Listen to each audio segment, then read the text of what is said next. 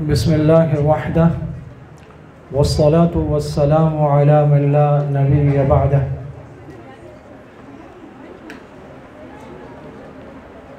آقا عمر، مولا عمر، برتر عمر، بالا عمر، ذات نبی پاک پر سو جان سے شیدا عمر، بعد از خاتم المرسلین کوئی نبی آنا نہیں، کوئی نبی آتا اگر تو ایک نبی ہوتا عمر، باد بہاری کی طرح گزرا عراق و روم سے، ابر کرم بن کر اٹھا فارس پر برسا عمر، مولا میرے صدیق بھی مولا میرے عثمان بھی، ایک طرف مولا علی ایک طرف مولا عمر۔ سامعین گرامی قدر، ایک ایسی شخصیت کا تذکرہ ہے جسے امام الانبیاء نے تراشا ہے۔ امام الانبیاء کے بارے میں اللہ رب العزت فرماتے ہیں وَلَوْ كُنْتَ فَظًّا غَلِيظَ الْقَلْبِ لَانْفَضُّوا مِنْ حَوْلِكَ، اگر آپ سخت دل ہوتے تو یہ لوگ آپ کے ارد گرد اکٹھے نہ ہوتے۔ ہم نے آپ کو اتنا نرم دل، اتنا با اخلاق بنایا ہے کہ یہ پروانوں کی مانند آپ کی طرف بڑھے چلے آتے ہیں، آپ کی طرف جمع رہتے ہیں اور آپ پر نثار رہتے ہیں۔ حضرت عمر رضی اللہ تعالیٰ عنہ کو آپ صلی اللہ علیہ وسلم کے فیض صحبت نے ایسا بنا دیا تھا کہ آپ نے 2 اونٹ دیکھے پلے ہوئے تنو مند۔ آپ نے کہا مدینہ میں ایسے اونٹ تو نہیں ہوتے، کس کے ہیں؟ انہوں نے کہا آپ کے بیٹے کے ہیں۔ بلایا، یہ کہاں سے لیے؟ انہوں نے کہا بازار سے خریدے۔ اتنے پلے ہوئے کیسے ہیں؟ انہوں نے کہا جی سرکاری چراگاہ میں چرتے ہیں۔ انہوں نے کہا سرکاری چراگاہ میں تمہارے اونٹ چرتے ہیں، تمہارے ذاتی اونٹ؟ انہوں نے کہا جی میں اس کا بھی پیسہ ادا کرتا ہوں۔ انہوں نے کہا نہیں، یہ سمجھ میں نہیں آ رہا، جس قیمت پر لیے تھے ان کو بکوایا، وہ قیمت بیٹے کو دی اور باقی قیمت بیت المال میں جمع کروا دی۔ ایک دفعہ خوشبو آئی، انہوں نے کہا کون ہے جو اس خوشبو کو تول کر ذرا اس کے حصے کر دے تاکہ میں اسے رعایا میں تقسیم کروں؟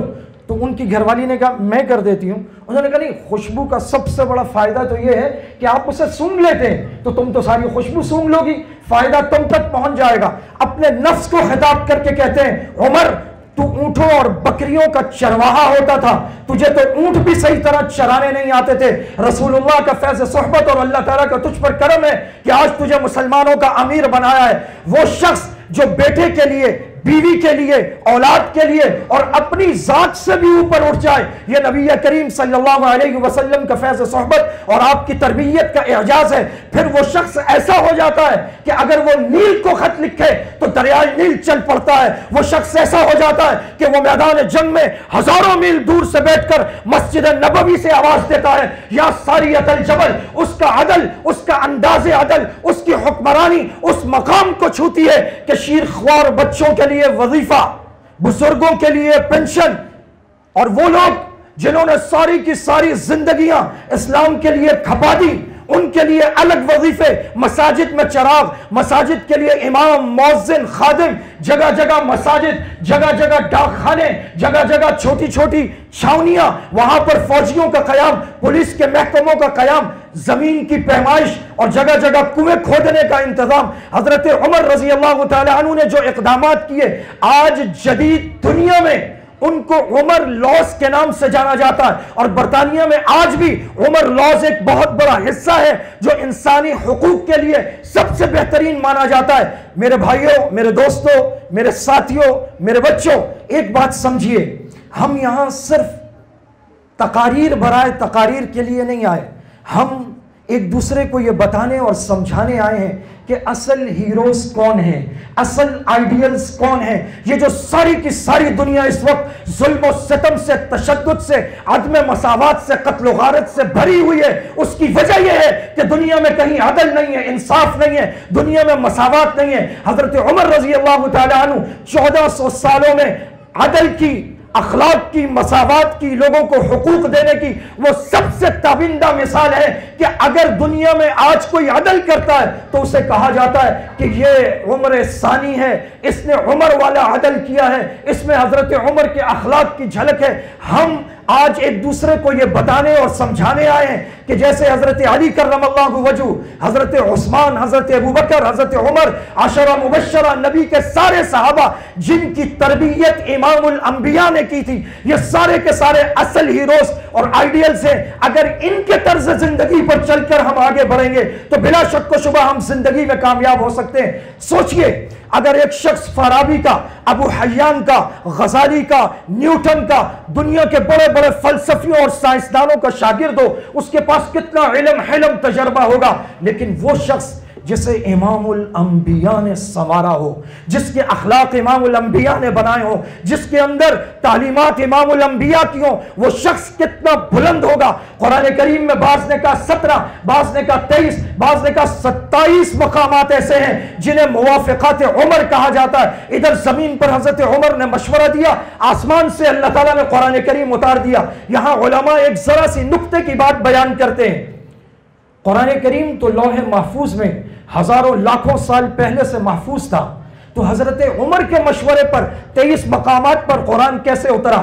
تو علماء یہ لکھتے ہیں، مفسرین یہ لکھتے ہیں کہ وہ ہزاروں لاکھوں سال پہلے اللہ تعالیٰ نے لوح محفوظ میں لکھ رکھا تھا.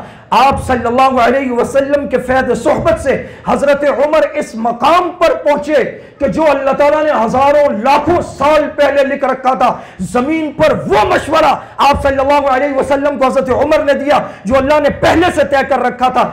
جب انسان انبیاء کی صحبت میں بنتا ہے تو پھر وہ کائنات میں سب سے ممتاز ہو جاتا ہے. یہی وجہ ہے کہ پوری کی پوری کائنات، تابعین، تبع تابعین، اولیاء اللہ، صلحاء، اتقیاء، اسقیاء، شہداء، مجاہدین، سب کے سب مل کر ایک صحابی کے برابر نہیں ہو سکتے. کیوں کہ ہر صحابی کے بارے میں اللہ رب العزت نے فرمایا والسابقون الاولون من المہاجرین والانصار والذین اتبعوہم باحسان رضی اللہ عنہم ورضوا عنہ. اللہ ان سے راضی ہو گیا، یہ اللہ سے راضی ہو گئے. ان سب کے بارے میں کہا اولئک هم الراشدون، رشد و ہدایت کے مینارے ہیں. اولئک هم الفائزون، بلند مقام پر فائز ہیں. اولئک الذین امتحن اللہ قلوبهم للتقوی، یہ وہ ہیں جن کے دلوں کا امتحان اللہ نے تقوی میں لیا ہے. اور اللہ تعالیٰ نتائج کا اعلان فرماتے ہیں لہم مغفرۃ ولہم اجر عظیم. اللہ تعالیٰ فرماتے ہیں یہ وہ لوگ ہیں ان کے دلوں میں ہم نے ایمان کو راسخ کر دیا ہے. یہ وہ لوگ ہیں جن کے نزدیک کفر، فسق، نافرمانی سب کی سب ناپسندیدہ ہو گئی ہے. اللہ تعالیٰ فرماتے ہیں لقد رضی اللہ عن المؤمنین اذ یبایعونک تحت الشجرہ. وہ سارے کے سارے جو شجرہ کے نیچے نبی سے بیعت کر رہے تھے، اللہ ان سے راضی، احد والوں سے راضی، فتح مکہ سے راضی، ایک ایک صحابی سے راضی. اللہ رب العزت فرماتے ہیں آپ صلی اللہ علیہ وسلم سے واستغفرہم وشاورہم فی الامر، آپ ان کے لیے ہم سے مغفرت طلب کیا کیجئے اور ان کو اپنے مشوروں میں شریک کیا کیجئے. جن کو اللہ تعالیٰ اپنی رضا کے تمغے دے، جن کی تعریف اللہ تعالیٰ کرے. یاد رکھیے گا پورے قرآن کریم میں صرف 2 جماعتیں ایسی ہیں کہ پوری کی پوری جماعت کی ہر شخصیت کی اللہ رب العزت نے قرآن میں گارنٹی لی ہے. 2 کے علاوہ کائنات میں کوئی تیسری جماعت نہیں ہے. شخصیات ہو سکتی ہیں لیکن پوری کی پوری جماعت جس کی اللہ نے گارنٹی لی ہے، ایک انبیاء کی جماعت ہے اور دوسری امام الانبیاء، سید الانبیاء محمد الرسول اللہ صلی اللہ علیہ وسلم کے صحابہ کی جماعت ہے. تو یہ شخصیات جب ہم ان کو آئیڈیلائز کریں گے تو ہمارے معاشرے بہتر ہوں گے، ہمارا اخلاق بہتر ہوگا. اور سنیے، کسی کو ماننا دین ہوا کرتا ہے، کسی کو نہ ماننا بھی دین ہوا کرتا ہے. ہندو 1 لاکھ 1 کروڑ دیوی دیوتاؤں کو مانتے ہیں، دین ہے. یہودی حضرت موسیٰ کو مانتے ہیں، عیسیٰ کو نہیں مانتے، دین ہے. عیسائی حضرت عیسیٰ کو مانتے ہیں، ہمارے پیارے آقا صلی اللہ علیہ وسلم کو، تب بھی دین ہے، مذہب ہے. ماننا بھی دین ہے، نہ ماننا بھی دین ہے. گالی دینا کبھی دین نہیں ہوا کرتا. ماننا مذہب ہے، نہ ماننا مذہب ہے، لیکن کسی کو گالی دینا، برا بھلا کہنا، یہ اخلاقیات سے ماورا بات ہے، یہ دین نہیں ہو سکتا. ہمیں اس دنیا کو انداز عمر پر ایسے عدل، حکمرانی، مساوات، اخوت اور برداشت کے فلسفے سے بھرنا ہے کہ سب ایک دوسرے کی عزت اور احترام کرنے والے اور ایک دوسرے کے مذہبی شاعر کا احترام کرنے والے ہوں. میں نے بہت خوبصورت تقاریر سنی ہے. مجھے افسوس ہے کہ میں اس وقت موجود نہیں تھا جب انگلش اسپیچز یہاں ہو رہی تھی. جتنے بچے میں نے اردو میں سنے، میرا دل کہتا ہے یہ نونہالان وطن اگر ہمارا مستقبل ان کے ہاتھ میں ہے، انشاءاللہ بہت محفوظ ہاتھوں میں ہے. آپ سب کے سب شاندار ہیں، آپ سب کے سب شاندار ہیں، آپ سب کے سب ایسے ہیں، نہ سماعتیں آپ سے ہٹتی ہیں، نہ نظریں آپ سے ہٹتی ہیں، آپ پھول ہی نہیں، گلدستہ ہی نہیں، پورا چمنستان ہے۔ اللہ تعالیٰ اس چمنستان کو مہکتا رکھے۔ وآخر دعوانا ان الحمدللہ رب العالمین۔